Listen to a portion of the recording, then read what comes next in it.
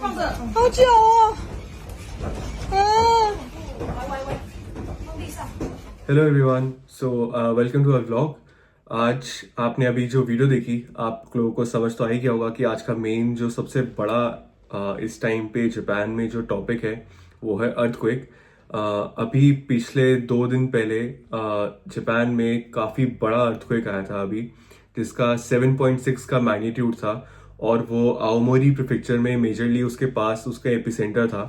तो उसका जो इम्पैक्ट था, आओमोरी इज लाइक जो नॉर्थ ऑफ जापान है। और अगर मैं टोक्यो की बात करूं, टोक्यो थोड़ा सा ईस्ट ऑफ जापान की तरफ आता है। तो वहां से लेके यहाँ तक का इम्पैक्ट हमें क्या फील हुआ, मैं आपको इस ब्लॉग के थ्रू शेयर करता हूँ। सो अराउंड अराउंड रात के 11:30-12 बजे का टाइम था। एंड हम लोग जस्ट लेटे ही थे सोने के लिए। और सडनली यहाँ पे एकदम से जो बिल्डिंग थी बिल्कुल वाइब्रेट करनी स्टार्ट करी। वाइब्रेट एज इन की जैसे होता है ना कि चीज़ें स्वे कर रही हैं, लाइक हिल रही हैं आगे पीछे। तो वैसा वाला फील हुआ। सिंस हमारा घर जो है कानागावा प्रिफेक्चर में पड़ता है, और जो अर्थक्वेक आया था वो आओमोरी प्रिफेक्चर में था। हमारे घर से वो तकरीबन तकरीबन लाइक 4-5 घंटे दूर है डिस्टेंस में। तो इतना इम्पैक्ट था उस अर्थक्वेक का कि वो हमारे यहाँ तक उसको फील हुआ, मतलब उसके जो रिपरकशंस थे वो यहाँ तक फील हुए बेसिकली। सो जो अर्थक्वेक की जो यहाँ पे इंटेंसिटी थी वो 6+ इंटेंसिटी थी। सो 6+ इंटेंसिटी का मतलब होता है कि वो बहुत ज़्यादा लाइक सुनामी क्रिएट कर सकता है या फिर बहुत ज़्यादा डैमेज क्रिएट कर सकता है। आप ये वीडियो देख सकते हैं यहाँ पे कि कितना ज़्यादा वो लाइक लोगों के घर हिल रहे थे, कितना ज़्यादा वहाँ पे लाइक आपको डिस्टर्बेंसेस दिख रही होंगी। तो बहुत तेज अर्थक्वेक था। इनफैक्ट यहाँ पे भी हमारे घर में भी लाइक जो दरवाजे थे, टीवी था, मतलब ये सब चीज़ें ना इतना फ्रीक्वेंटली हिल रहा था कि हमें लग रहा था कि भागें क्या करें। तो नॉर्मली क्या होता है जापान में, अगर कुछ बहुत ज़्यादा मेजर अर्थक्वेक आता है तो सुनामी वार्निंग के लिए या फिर कुछ अर्थक्वेक के जैसे जो होते हैं ना आफ्टर शॉक्स जो आते हैं, उनकी वजह से भी और ज़्यादा बड़ा डैमेज हो सकता है। तो उसको प्रिवेंट करने के लिए यहाँ पे आपके फोन्स पे आपको अलर्ट्स आते हैं। भले आपका फोन साइलेंट पे हो या किसी भी स्टेट पे हो, आपका फोन डेफिनेटली बजता है। सो ये चीज हमने यहाँ पे पहले 2 बार एक्सपीरियंस कर चुके हैं।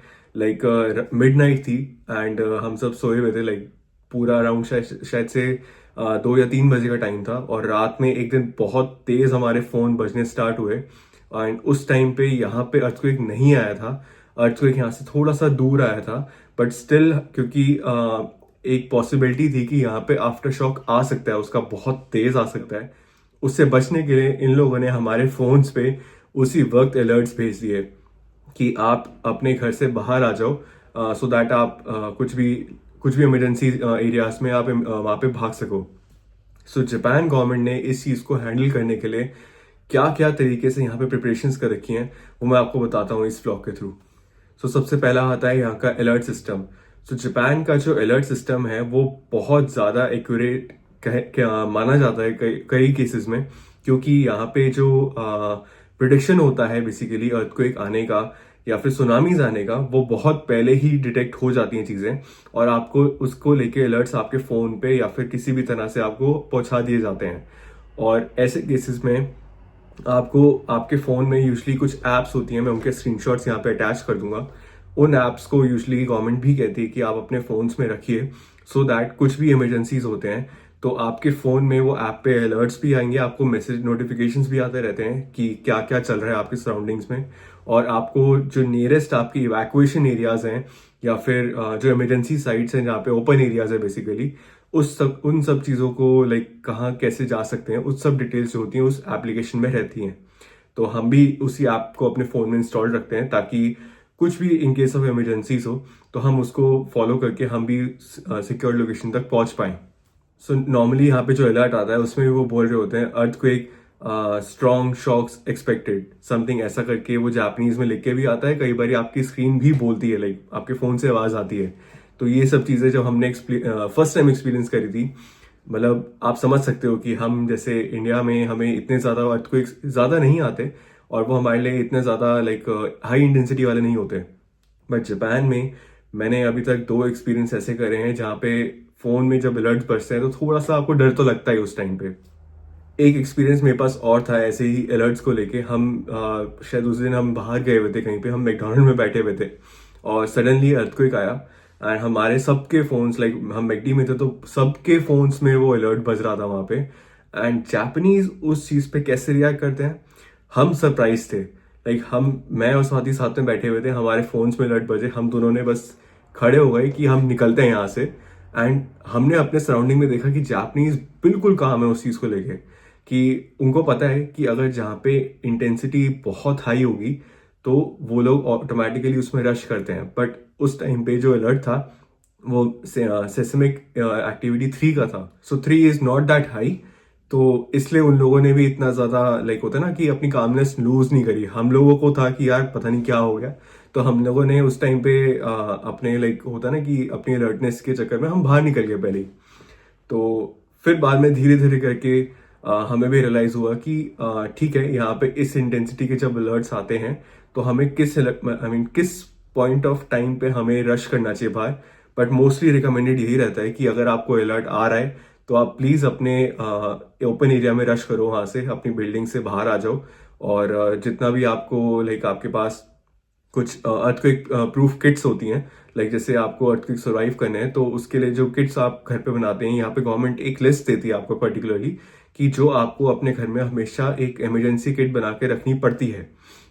सो उस इमरजेंसी किट के अंदर क्या क्या सामान होना चाहिए, मैं उसका यहाँ पे एक स्क्रीनशॉट अटैच कर दूंगा, आप देख सकते हैं। सो वो आइटम्स आपको अपने घर पे हमेशा रेडी रखने पड़ते हैं, सो दैट क्योंकि सो दैट आप यहाँ से अपने आप को एटलीस्ट थोड़े टाइम के लिए सर्वाइव कर सकें।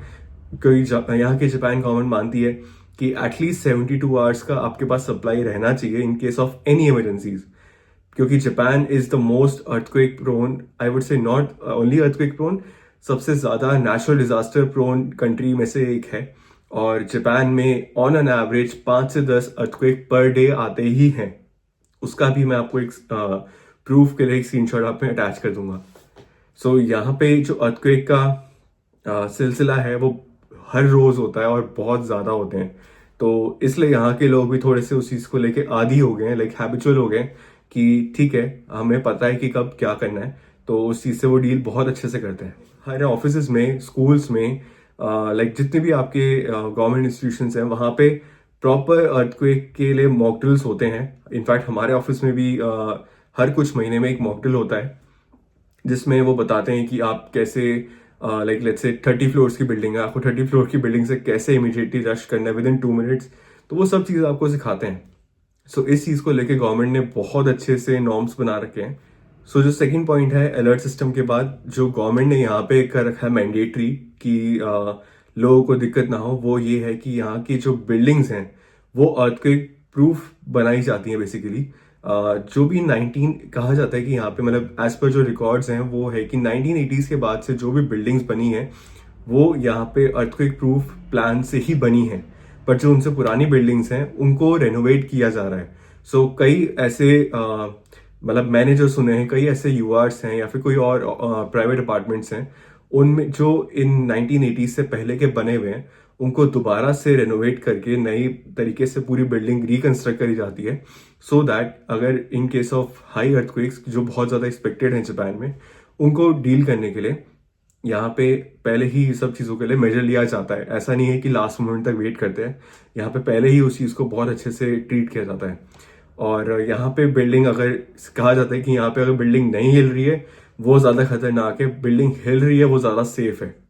थर्ड चीज़ क्या है, यहाँ पे जैसा मैंने बताया कि यहाँ पे जगह जगहों पे इवैक्यूएशन एरियाज बने हुए हैं। जगह जगहों पे आपके लिए लाइक एक ग्रीन बोर्ड्स लगे होते हैं। आई गेस मैंने आपको शायद दिखाया भी हो मेरे ब्लॉग्स में। हमारे घर के पास में भी जस्ट लाइक मुश्किल से 500 मीटर दूर ही हमारे घर के पास एक सुनामी इवैक्यूएशन एरिया है। क्योंकि हमारा घर जो है बेसिकली तामा नदी के थोड़ा सा पास पड़ता है, लाइक 30-40 किलोमीटर है सी से।